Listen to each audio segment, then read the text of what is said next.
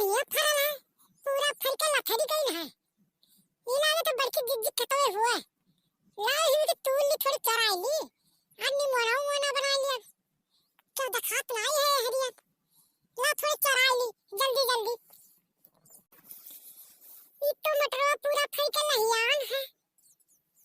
बड़ा गजब मटर है, बड़ा मीठ है। एक दनवा बहुत मिठास है मटरवा का। भर गए तो करिए जल्दी से लेके भागी। भागी नहीं तो कोनो देख ली बड़ी बवाल करी, बहुत गरी आई।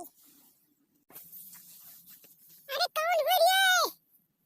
बल्कि जिज्जी के तो मटरवा तू रखी। अरे कौन नरारू हुआ? रुक जाओ आई था। अरे करे देख लिया। कहीं बल्कि जिज्जी के तो मटरवा चरावे थे। इतना को तूल ली है, बल्कि जिज्जी देखिए तो काम करी है। हाँ? अरे जिज्जी, बल्कि जिज्जी सुना कहो, तार गोड़वा धैली। अरे बहुत फरल है, देख के लालिच लग गए जिज्जी। अरे जिज्जी कहो तो तार गोड़वा धैली कहो ना। नहीं तो बहुत झगड़ा करी है बल्कि जिज्जी। ठीक है देखना हाँ, कहा बनाई।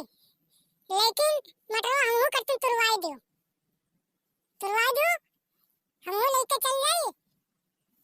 अनाई तुरवाई तो कही दे, बल्कि जिज्जी सब में ही लागे जाए कही था।